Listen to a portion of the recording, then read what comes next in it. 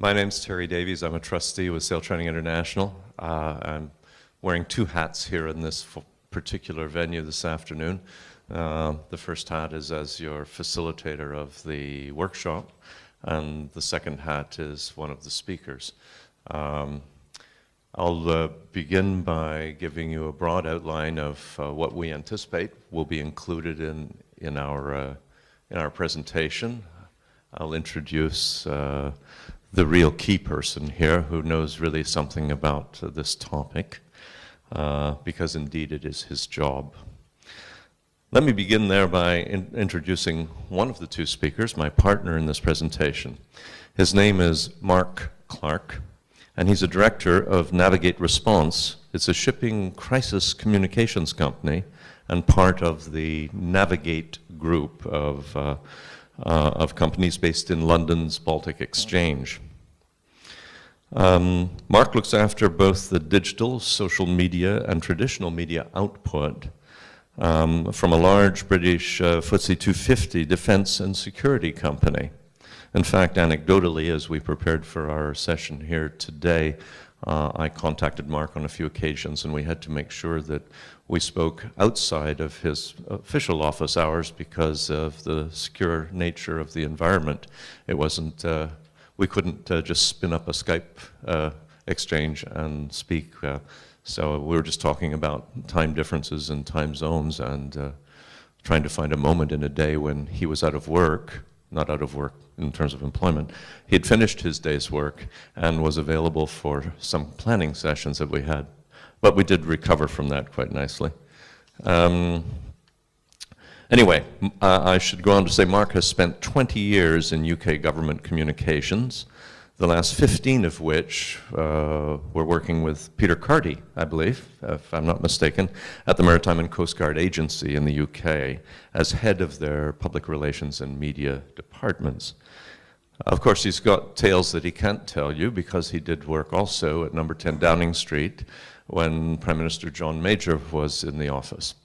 And so if you can imagine fast forwarding to times like today, that we see today because of the viral nature of media out there and how quickly stories and messages and events get to people, being the person responsible for the official release from a Prime Minister's office or helping the Prime Minister to phrase the appropriate things to say, I'm sure is quite challenging at the best of times, but certainly in moments of crises, then that would be particularly challenging. Marcus also worked with the Department of Health and the Highways agencies, trained as a journalist, spending time working on news desks both in newspapers, radio stations in the UK and across Europe.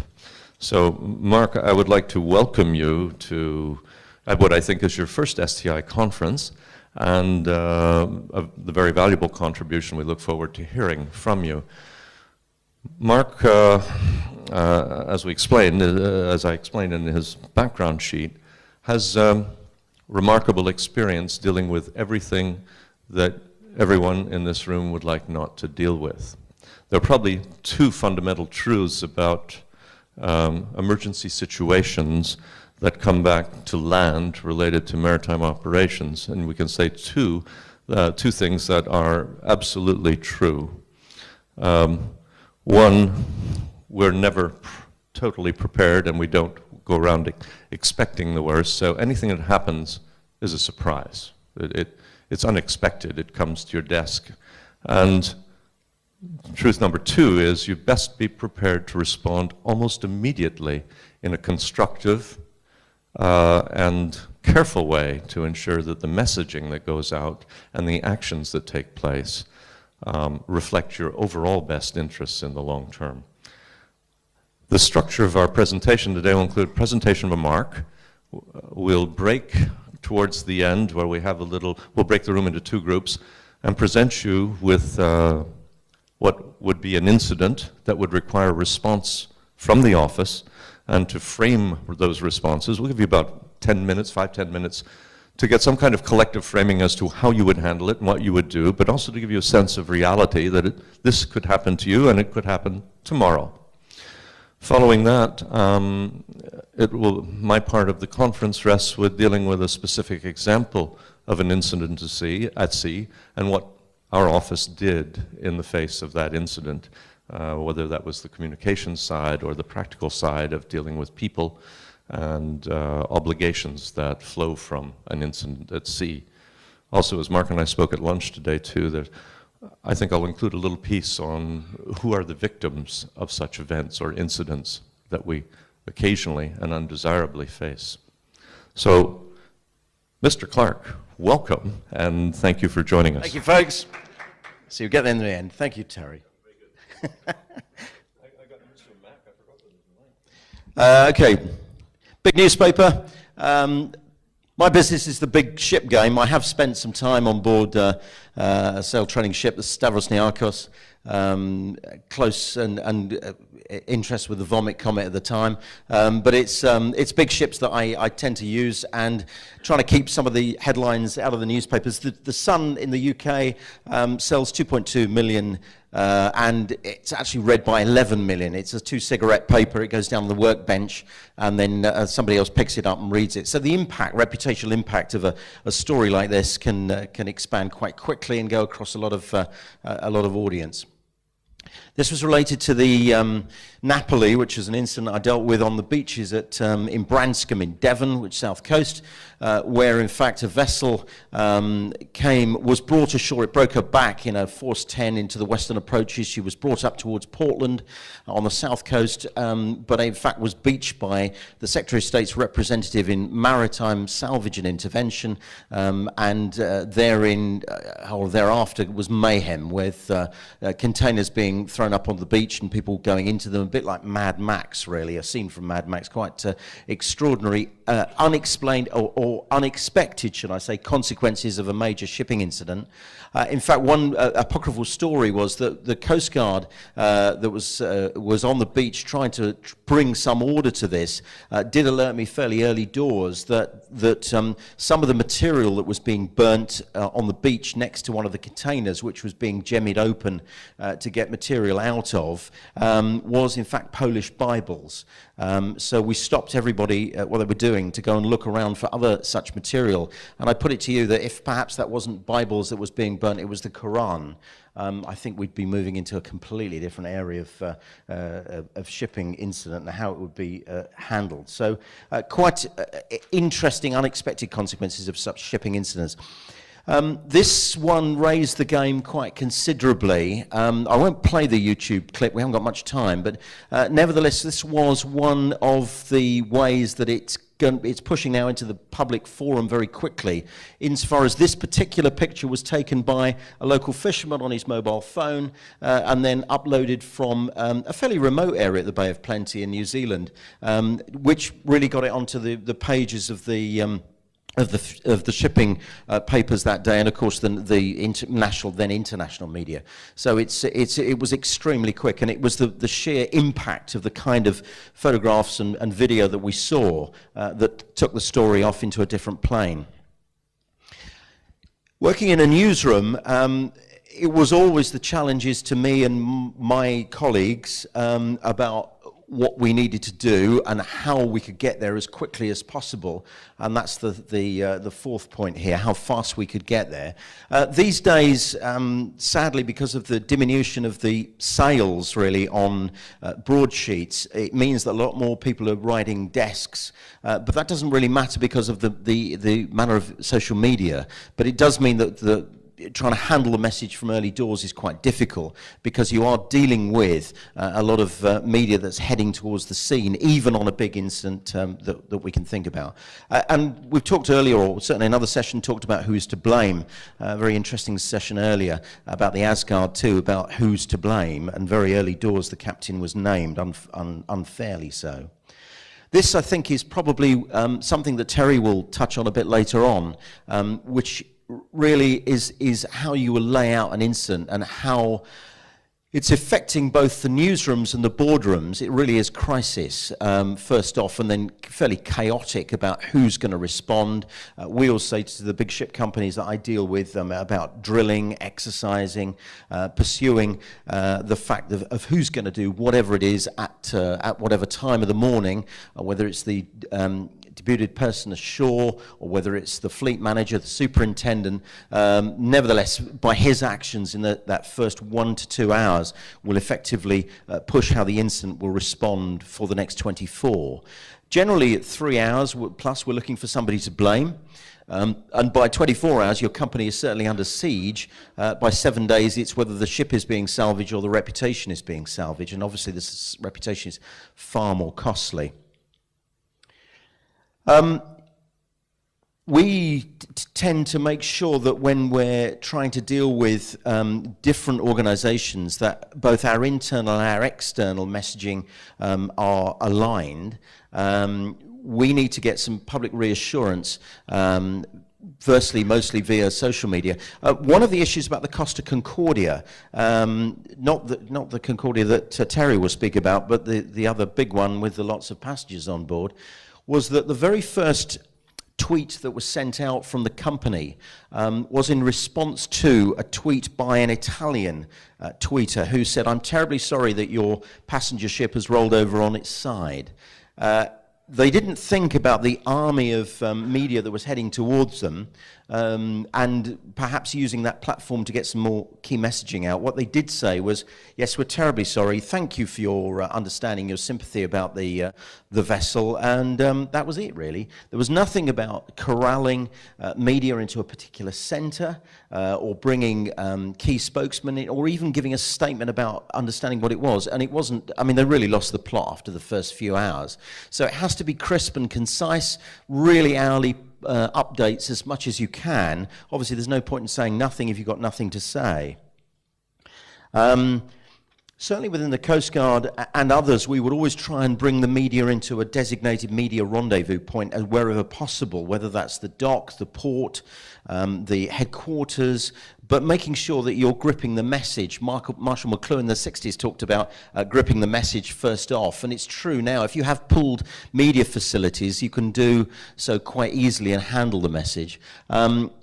Certainly making sure that you're on site within 24 hours, you've got your key people there, wherever that is, if at all possible. Certainly in the Napoli, the way we did it there was to bring, or let all the media know that we were at a local hotel called the Victoria Hotel at Sidmouth, and effectively that became a 24-hour briefing point for all the media.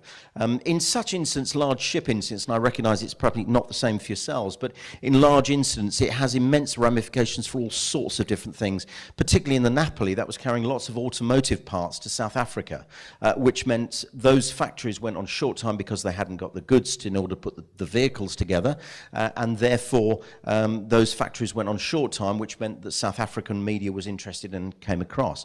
Japanese media were fascinated by our departure from British norms of queuing for stuff rather than just ripping containers open, and the American media were just interested because of the pictures. It really was spectacular.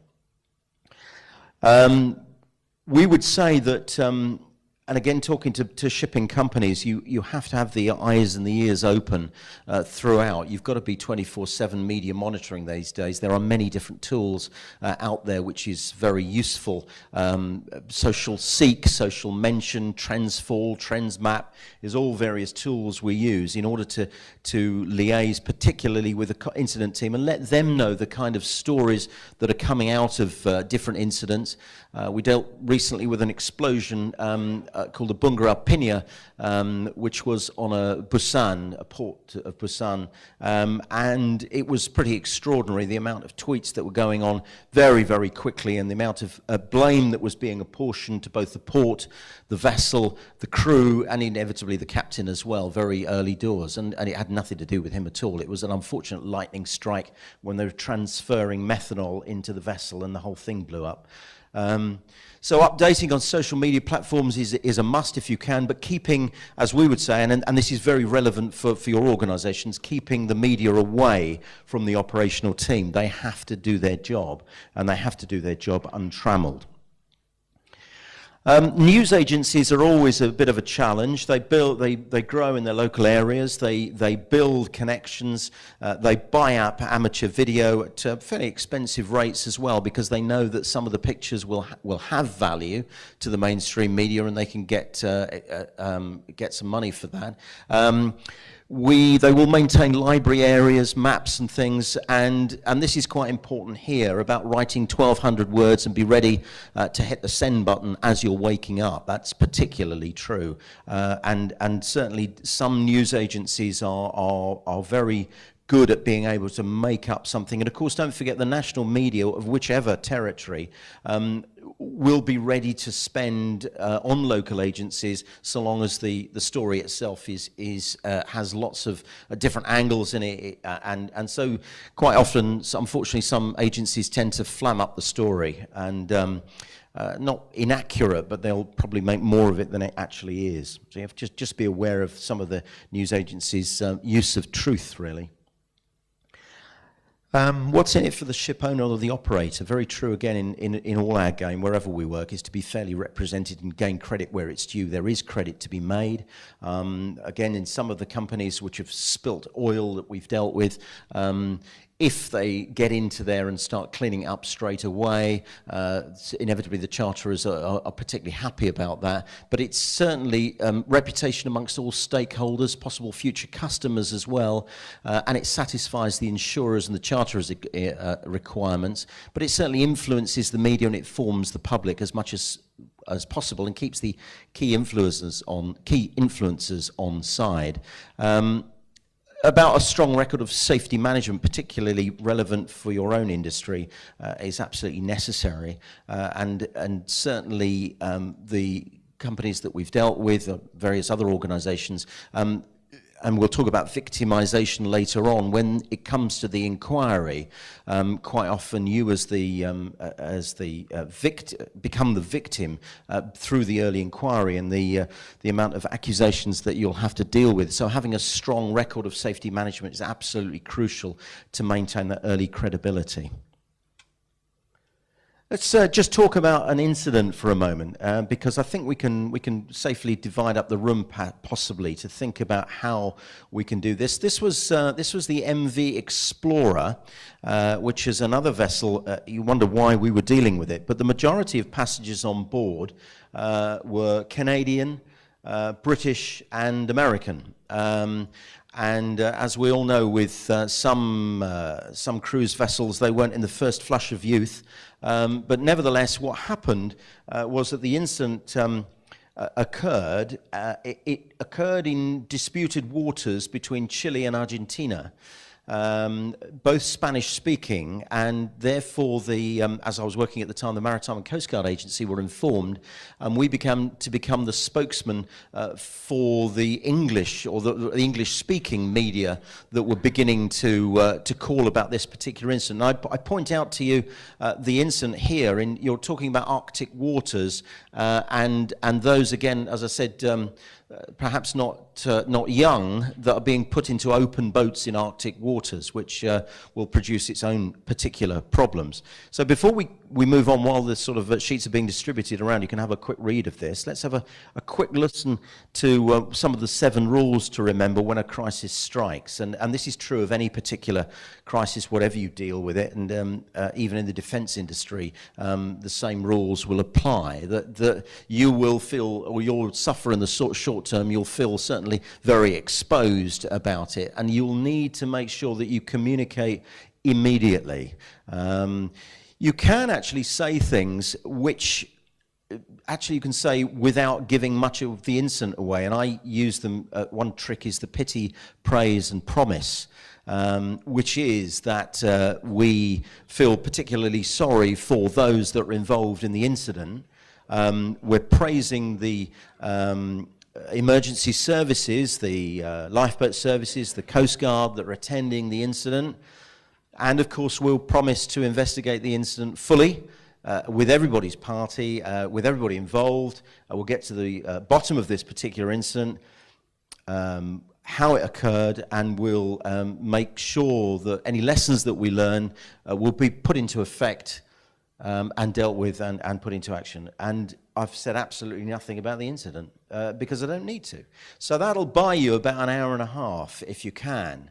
It won't buy you all the time, but it does mean that saying no comment from the outset of an incident is as good as saying you're guilty. So for goodness sake, please don't say no comment. It just will bring both humour from the media upon your head, because they realise that you're trying to cover up somewhere along the route.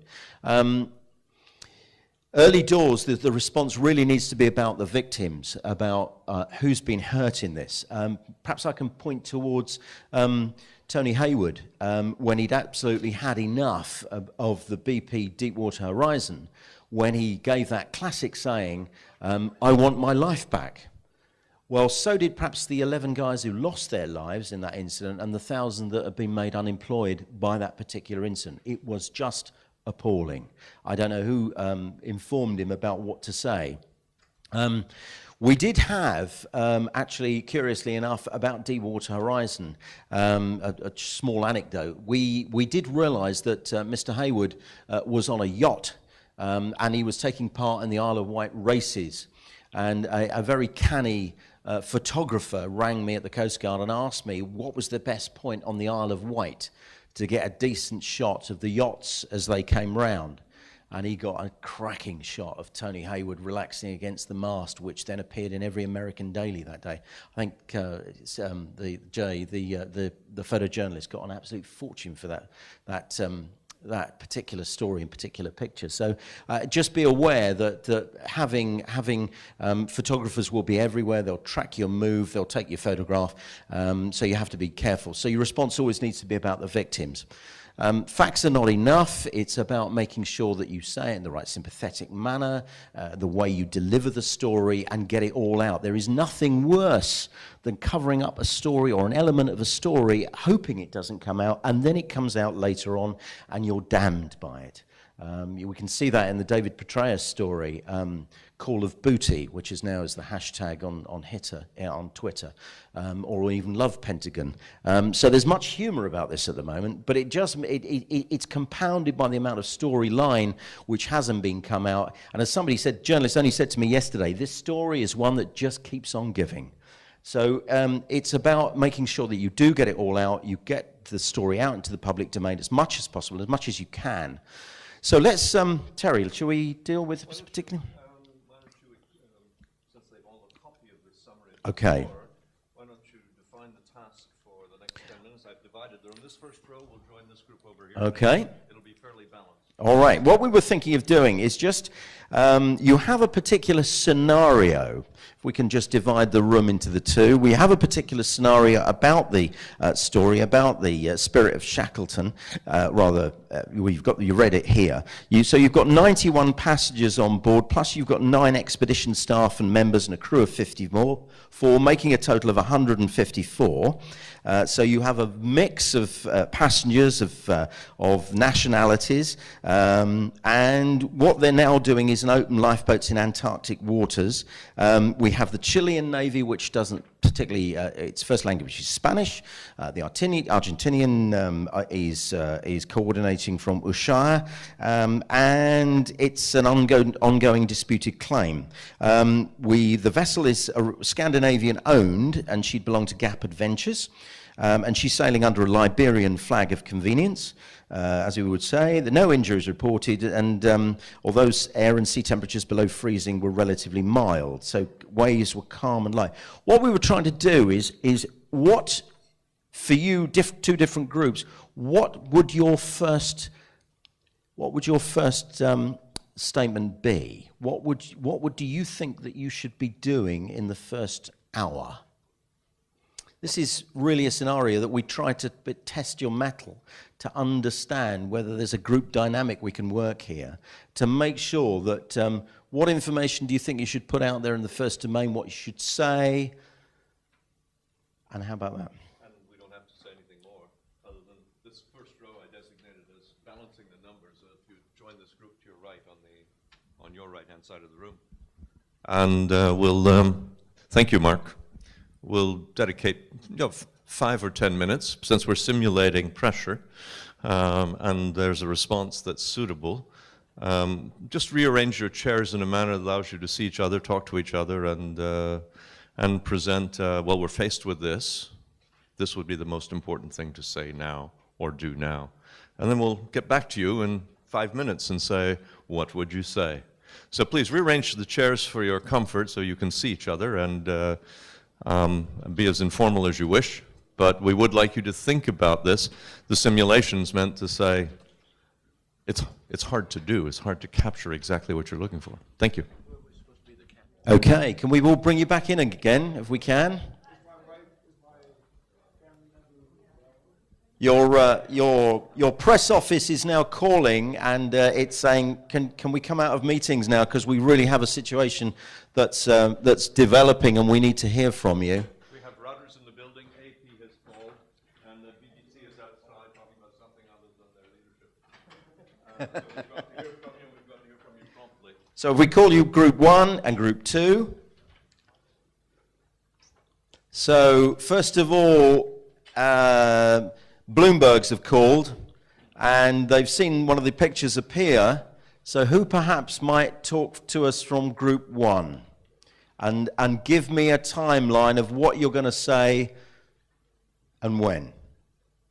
Do we have a spokesman from Group 1? It doesn't matter. Anyone? Okay. We've got one. Come up and tell us. Always send a lawyer. Now, Terry, don't be telling on me. I won't tell you. Don't be telling on me. After you, what do you think you would say? Yes, this has come across our Twitter account, and we need an explanation. Good evening, ladies and gentlemen. I'm sorry to report that we have had an incident in the Antarctica. We've identified the vessel involved. It's called the Antarctica Explorer. We can confirm to you that there are 154 people on board. There were 100 passengers, and the remainder of those numbers were staff and some guiding employees who were leading the expedition. We know that the conditions in the area are good, and the rescue services have been deployed. We will be updating you now as soon as we get any further news, but we expect to be able to further inform you in about 30 minutes. Thank you. Excellent. Okay, what about Group 1? Have we got somebody from here? Would you like to add anything to that? Oh, anyone from here? Like to add a thing to it? How about a timeline? What about a timeline? What would you be doing next?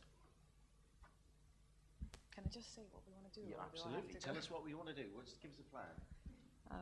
All right, so we're not going to start as informally as Group 1 because we didn't really play out the scenario of being a official spokesperson, but we did put up a timeline and what information we would like to give out if something like this would leak online and there would be press behind our door asking questions. So what we came up would be that the situation has been professionally handled. The professional crew has done absolutely everything to ensure the safety of every passenger on board. Everyone has been evacuated and further aid is on their way.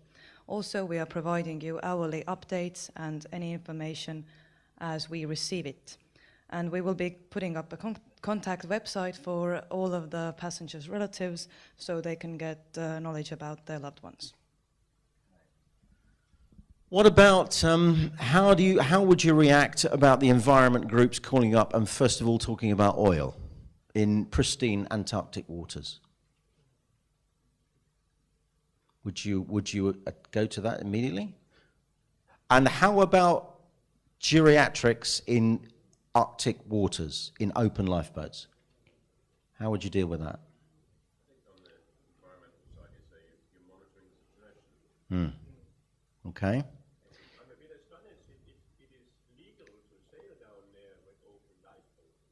I mean, But would you put fee-paying passengers who perhaps aren't mariners or seafarers in that situation? What I'm trying to say is, can you see how blame is beginning to build? You know, it's your job as the ship operator to stick to the facts.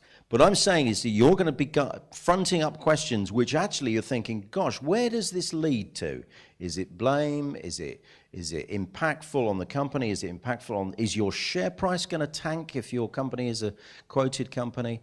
It's all about reputation, reputation, and reputation. And there are going to be questions, particularly about the environment in such a condition, about the open, in fact, the open lifeboats. Derek, can you enlighten us about the open lifeboats at all from an MCA point of view?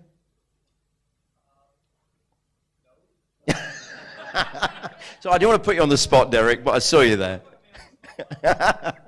The issue is about crisis management, about understanding some of the reputational issues which might affect your company, but always stick to the... I mean, thank you for everybody who's involved. We just want you to just try and think about some of the issues that are going to come straight away.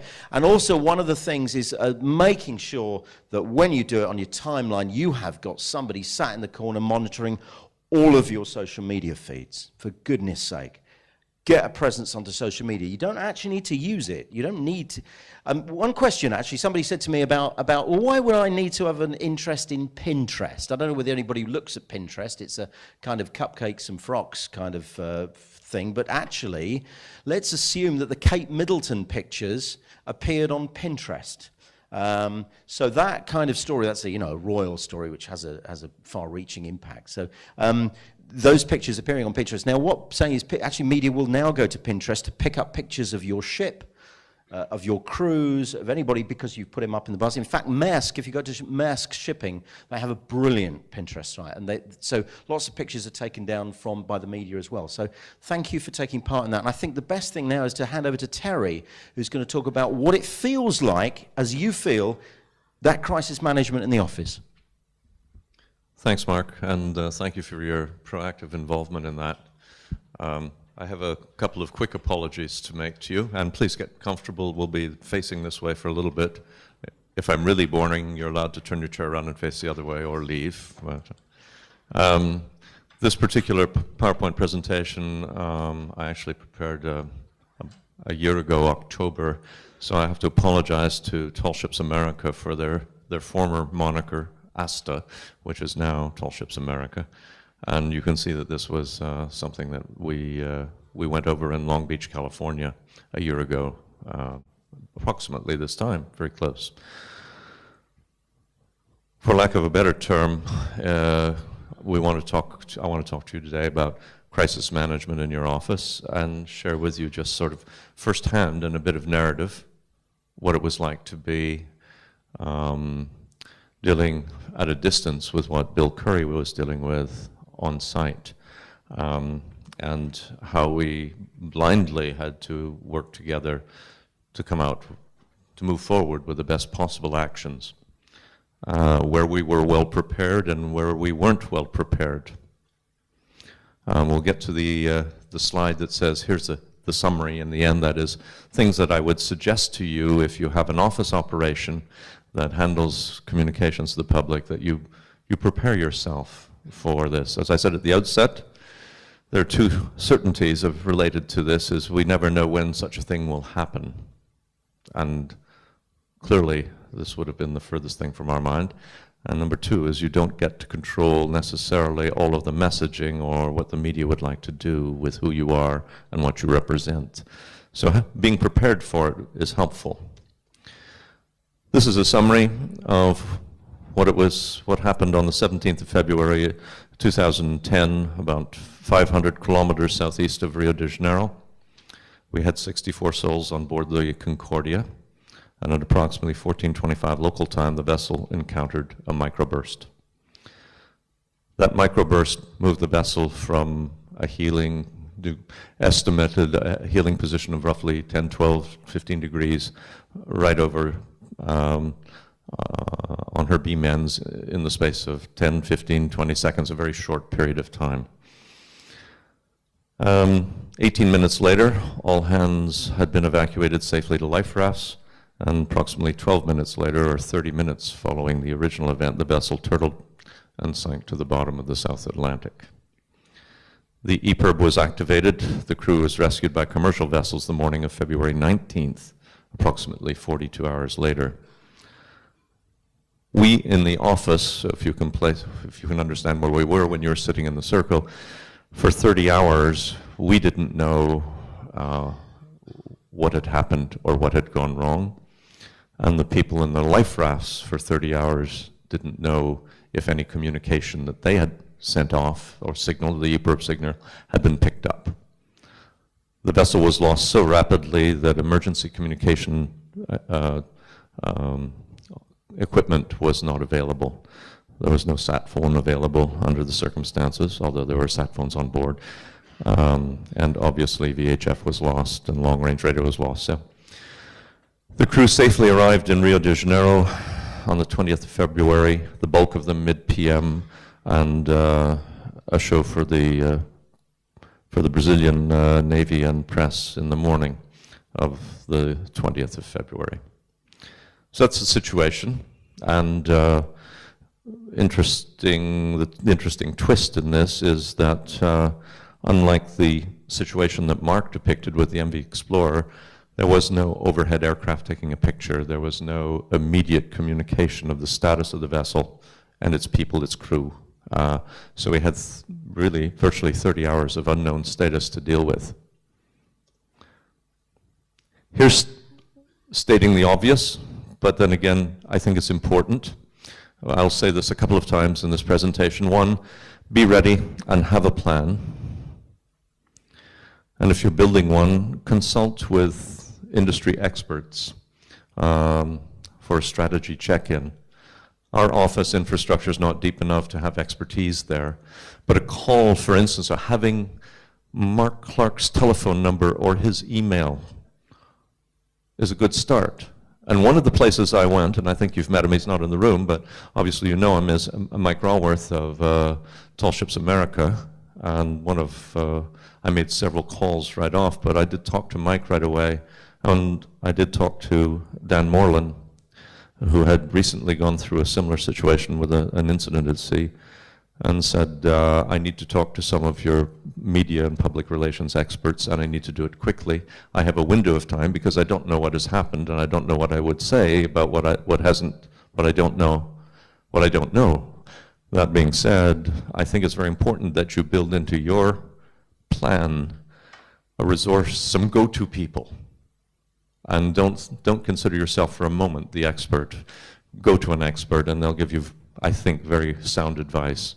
Then next, with whatever it is you have to say, rule 3 for me would be communicate consistently and manage that messaging carefully. Mark's made allusion to social media and how quickly that's up there, saying something that you will have great difficulty countering at any point in time, and certainly the range and reach of that messaging is huge. And you'll appreciate that I'm here trying to say this is what you can reference if you are building a plan, and I will encourage you to go through this exercise annually, just as you would have a flag state inspection or a class inspection, is check your office for an incident management inspection. Have an audit. But have a pre-identified crisis management team. You're ready. You have a go-to group. Have a pre-identified emergency communications list. And have a communication strategy. Which social media, what kind of messaging, whom you should speak to immediately. Conduct a team meeting, analyze, prioritize, isolate the tasks to be conducted, assign them, and get about doing that business. Script the communication and designate one person as the go-to person for the media. These were our experiences, and we chose to do this in the circumstances. Taking you off of the deck of the Concordia for a moment and into what was my world at the same time, our first sense that something wasn't right is that we didn't have a communication in our office that arrived on that Wednesday morning, knowing that our Wednesday morning was their Wednesday afternoon, but that there was no ship position, which was a daily ritual. And that wouldn't have been unusual. It happens from time to time, but there was a certain concern. and that our first formal notice that something was wrong came to us from the Joint Rescue Communications Center in Halifax, Nova Scotia, and they had picked up, through their international connection, an EPIRB signal. That was traced to the Concordia because the number was obviously identified the vessel. And we were called and questioned by them, had we heard from the ship, and of course we hadn't.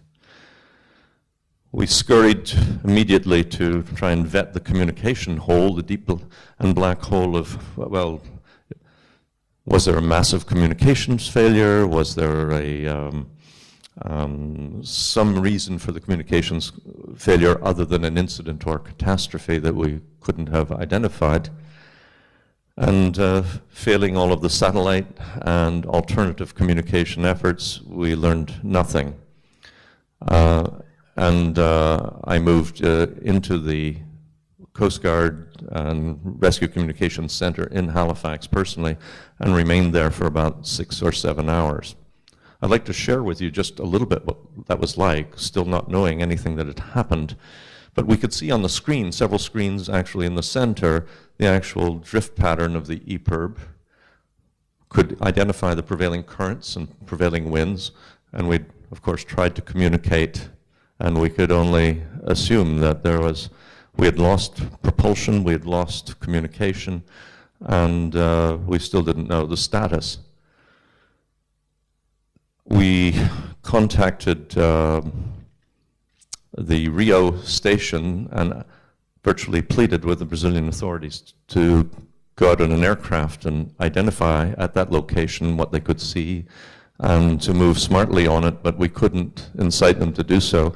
I ended up talking with the Canadian commander of the Atlantic Fleet of the Navy, who spoke with an admiral in Rio, who was asked to put pressure on their Coast Guard to investigate. That still didn't move anybody quickly to the site. As Bill will recall, he didn't see anybody on the Thursday at sea. And we of course did our best to circumvent that by contacting other commercial carriers in the area and tasking them to that location. And I actually went out and got a local Portuguese restaurateur so that I could communicate through him to the Coast Guard station in Rio, again doing our very level best to get them on site.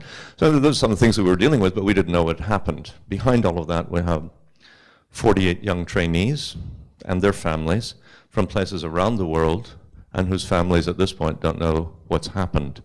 One of the first things that we had to assess was, when do we go to these people to express what might be our worst case scenario? And clearly, it was important not to go to somebody to say something terrible's happened and we don't know what it is, and we have no idea about loss of vessel or loss of life or what will happen next. And we didn't want to tell them we were trying to task a foreign rescue coordination center to get them to do something about rescuing and coordinating such a rescue. So we were dealing with pretty much the unknown and didn't want to communicate something that we'd have to back up on later. But we had a pre-identified crisis management team in our group. We had an emergency communications list, and we had a strategy. We had a team meeting, and we prioritized our tasks and proceeded from there. Actually working through the night on the Thursday night. Everyone, there were 6 of us on the team. We of course didn't go to bed that night. We just worked through the night monitoring. And word came back to us in bits and pieces. We understand, an aircraft has gone over. We understand that 3 rafts have been deployed. We got some false information early that there was a rescue boat that was deployed. And as you back up from that and reverse engineer, how much time did they have? And the first thing I thought when I heard that the rescue boat had been deployed is we had time to manage an evacuation, because that alone takes time to manage. It turned out to be false, and thank goodness we didn't report on that. But information trickled in from Brazil roughly 24 hours after the fact, a little later, 30 hours after the fact, and we had a partial story, and the crisis in our office was, can you tell a partial story? And where would that take you? We did have one person, a go-to person for media. It wasn't me, it was someone in our office, but it was to ensure that there was one voice speaking one message at all times, and it freed up others in our office to deal with other tasks that were critical. And just so you're aware, I mean, we had email addresses, 3G telephone number information on staff, crew families and relatives. I sought immediately legal and communications counsel. As I said earlier, we assigned one person to the media voice, one person to the delivery of the messages. I got in touch immediately with our two professional associations, thinking the media, once this was released, that they would be amongst the first to be asked about our vessel, its history, its safety management system, its people, its class society, its flag. And so I briefed Tall Ships America and I briefed Sail Training International as much as I could on where we stood. I would encourage you to include that in your plan. I contacted the flag state, I contacted the class society, so they would know from us what we knew and where we were going with this. The insurance companies, which included Hull and Machinery, P&I, and health and repatriation insurance people. The P&I Club helped us and their legal counsel formulate some of our actions, and I would encourage you to have a chat with your P&I carriers and walk through any emergency you'd like to walk them through, but ask them how they would have you handle that. Living next door to the United States and Canada, we have a tremendous sensitivity to the potential for litigation. And any damage that is material or psychological, physical, has potential to be also lasting. And when you look at the careers of rather bright and rather affluent young crew members who are looking at 40 years career ahead of them, if they're psychologically or physically, if there's physiological or physical damage that is attributable to an incident like this, you'll want to look back on what you did and ensure that your messaging was carefully constructed, and that your treatment of these people was A1 all the way. The last point here is one that Mark and I talked about a lot, is there are people who will be associated and will have been associated with your organization for years and years and years, and they too are victims, that the victims are not limited to those on the decks of the vessel.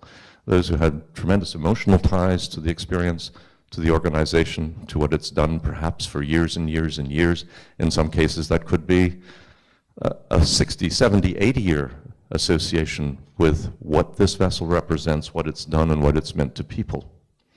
Keep in mind that those in the office will also have their own sense of loss attributable to an incident.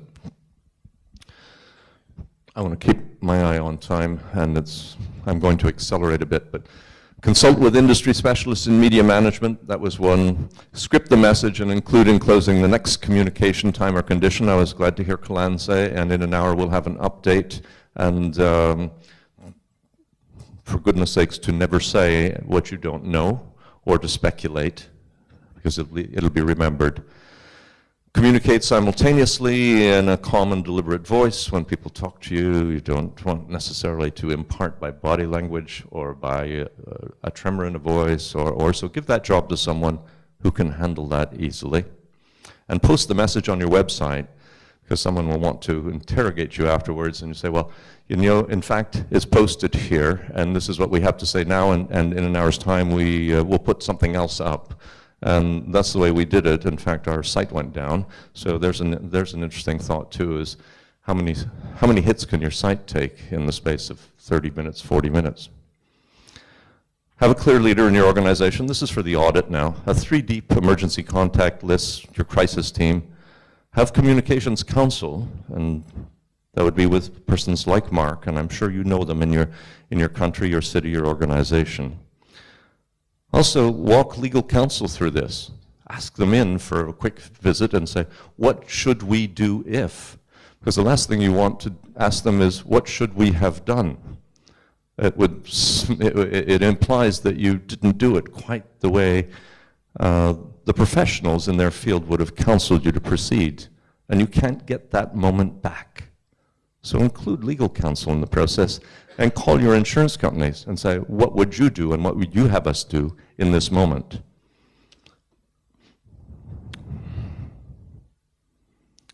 I think this is, by and large, more of the same.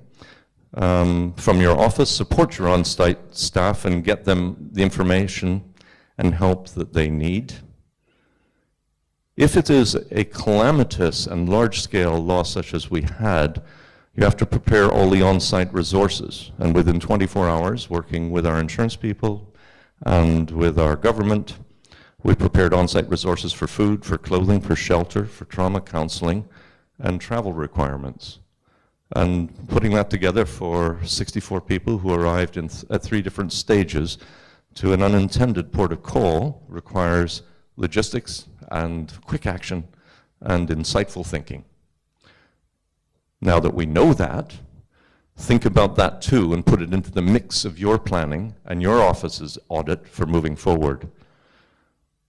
I decided I wanted to place established and well-known staff on site as an element of comfort and to assist those on board who had been, I'm sure, very traumatized by the experience, to have go-to people that they knew on site. Very few people on our crew, if I recall, Bill spoke Portuguese. And so having, staff to take care of small issues, getting people to hotels, getting them food and so on, was important. Something else that we put into our plan was, obviously, as you take people home, they head off home to different, home is a different place for everyone. But bringing them back through a hub, we arranged at various hubs to have alumni there, and also to call ahead to airport security folks to put aside a room where we could send our crew and have them rest and prepare for their connecting flight without necessarily having to confront themselves, the media. A footnote, speaking of the media, there was a shot that Bill showed on his screen today, taken by one of our students who was very, and I admire her for this, very discreet about its use, because it could have been, there was some movie footage and a still related to the deck scene moments before the Concordia capsized. No one saw that until it was handed over to the, other than ourselves, the Transportation Safety Board during their review of this incident. I think I'm getting close to where, yes.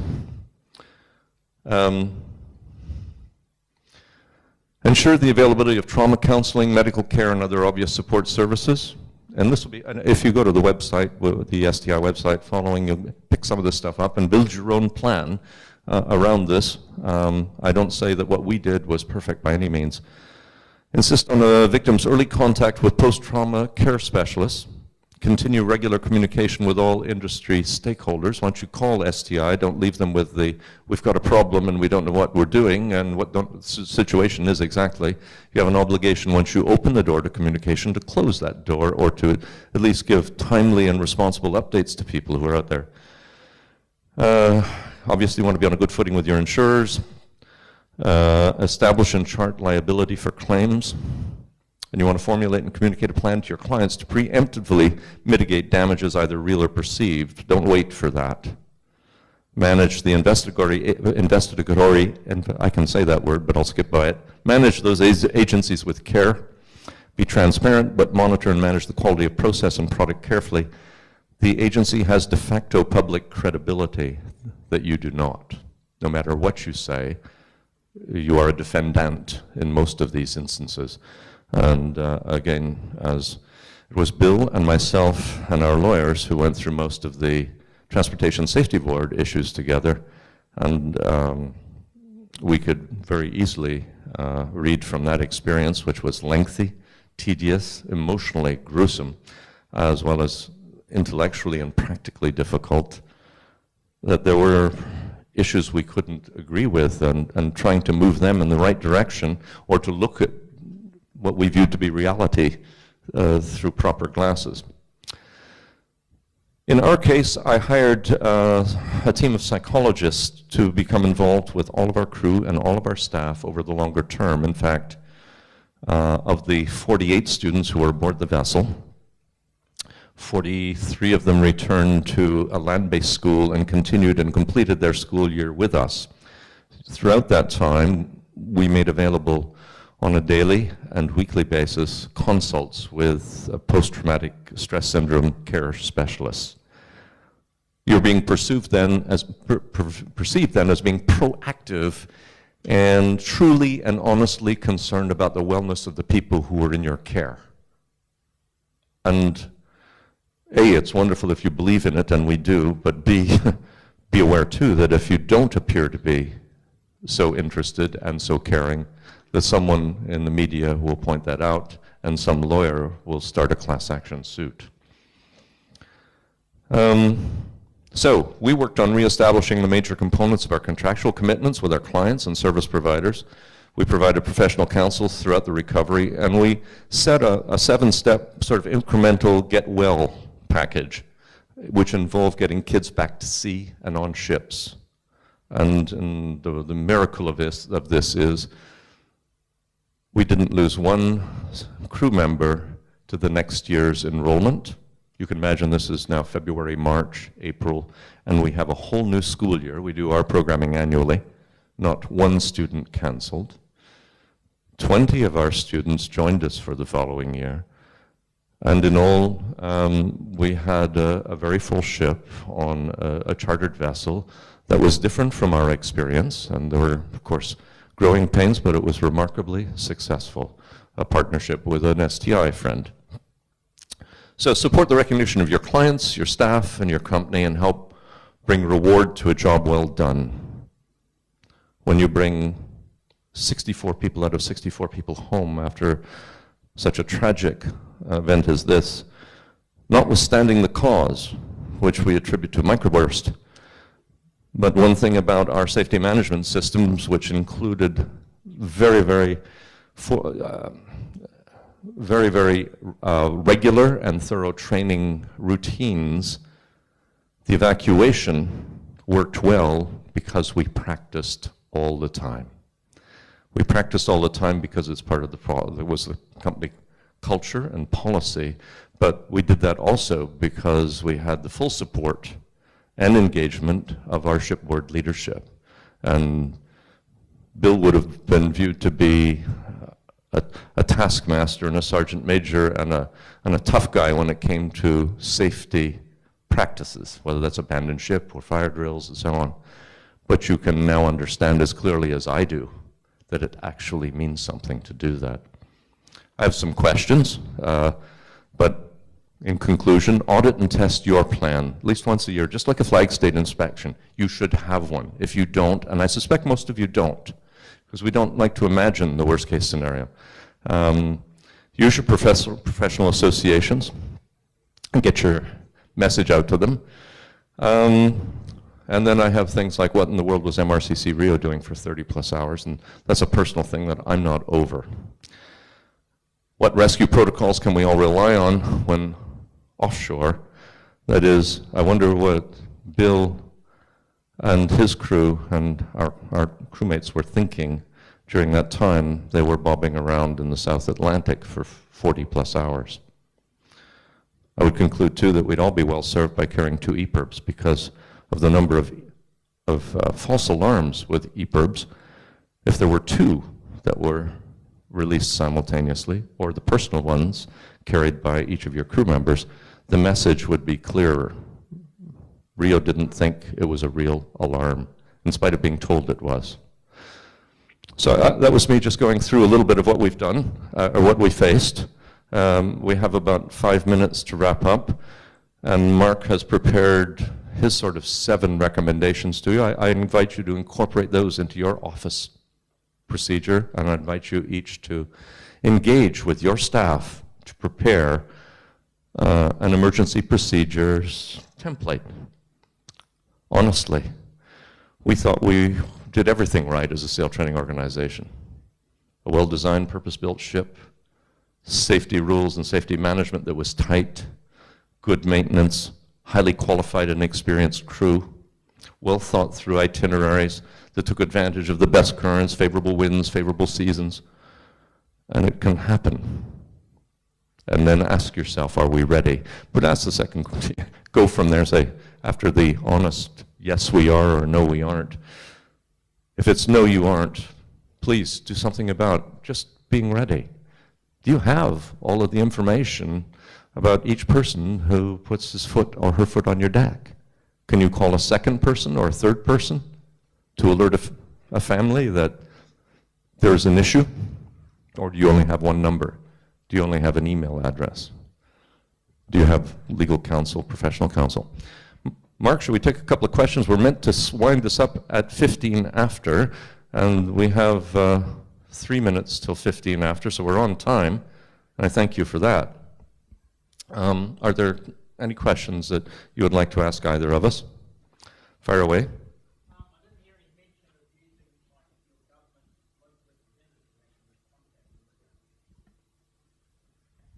That's a whole other workshop. But the Canadian Department of International Trade contacted me immediately and offered to take over manage the whole thing. And it's my understanding from people I know in that department that issues beyond the immediate emergency were the preoccupation of both governments. Those of you may not be familiar with the bulk of regional jets that are sold worldwide, but there are two major producers. One is Embraer, they're Brazilian, and the other major producer is Bombardier, the regional jet, the RJ. They're the two primary producers of small regional jets in the world. And both governments are in a trade war. Both political leaders wanted to make something out of this event. But I declined their offer of assistance, and I wanted to make sure that we had not the government representing us at that moment in time, but rather the best legal and emergent people used to handling those emergencies. So we went with our legal advice on that one. Yes, sir.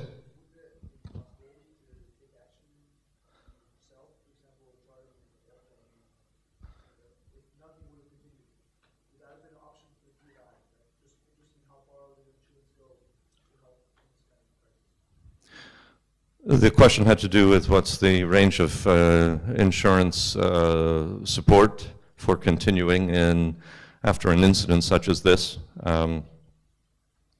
There were three types of insurance in play. One of those would have provided for a continuation, which would have contributed to a new building and a new ship. The ship was not insured for its market value, but rather its original cost. So it would have. It was. Would there be other option than the search and rescue, relying on the search and rescue doing something? Would you see this? What's it called? A DSC? Correct. And we had a wonderful response from two commercial vessels that were on the scene well ahead of the Brazilian folks. I don't want to keep us beyond, and we're 1 minute from there. But Bill will tell you over a coffee how he was sort of bamboozled into doing something he didn't want to do. There was a Brazilian frigate ultimately tasked to the scene after everyone had been rescued, dried, fed, changed clothes, and they wanted to parade these people, our kids, in front of the media in Rio the next morning. They did a very dangerous helicopter trapeze, transfer of what, Bill, 10, 11, 12 kids? 12 kids and yourself to the frigate. And they turned and they went and they steamed directly to Rio, to admirals, ambassadors, white uniforms, bands, and the rest of it as heroes of an extraordinary rescue. Even our prime minister is quoted as saying he'd like to commend the Brazilian Navy and emergency services for their extraordinary seamanship, valor, and remarkable redelivery of this young the group of crew. They didn't even wait for the 2 commercial vessels to arrive, probably 4, 5, 6 hours later in Rio. They took some of our best-looking women. They dressed them in F-48, was it? Frigate number 48 gear, hats and polos, and had them stand on the rail as the music played and the vessel rolled steamed into Rio. So you can tell that, actually, that goes to the government question. You can tell that there were government interests. I was hassled by Reuters at 9:30, 10 o'clock at night on the Friday night after they'd been rescued for moving footage, and he wouldn't tell me why he needed it, other than he'd been tasked by a very, very high and significant source to have something ready for tomorrow morning in Rio. There was only one vessel going into Rio the next morning, and that particular show had been coordinated by our governments, I think. Other questions? Andy? Just something very small from when we had a shore-based contingency drill, and we have prepared media statements, sorry, not prepared, but we have templates to work from. So Excellent. we can update our website early. And we had everyone there, chief executive, me as operations manager, and all the big cheeses, all part of this drill. Yet the guy who does the website wasn't there, no one knew. Exactly. So what we now have is a printout of screens so that idiots like me Can push a button and it's done. Yeah. That's a very good suggestion, that if you don't have technical expertise in-house to manage some of your social media and a website or blogs or whatever you might issue, put that into your checklist, into your plan. It's a very good point. And please don't consider what Mark or I have said here today as anything that's absolute in terms of process or procedure to follow. Mine is born of his experience, his is his job, and he is a messaging expert. But what we're saying is we owe it to ourselves in our industry to be ready to deal with these things. And I hope this is the last time that I will be asked to speak about this. And I talked to Bill this morning, we're kind of in the same place. It's happened and has to go on, but Mark's point is there are victims of this, and you don't expect the people who run the show to be a victim. It's this person or that, or the people who work in an office to be a victim, or a captain 2 years later to be a victim. But these things do live with people. You're in, you're out. It's a nightmare, and you can feel each second tick off the clock when thinking about it. Thank you, and please, there's 2 things. Just circle 1 everywhere. That's a Gwyn Brown suggestion or type. And please, we have, and I'll place them in a couple of different spots, a handout which Mark has prepared, which are the media crisis and 7 lessons. And I'll put some right there, and I'll put some more over by this table, but please grab one on the way out. And thank you so much.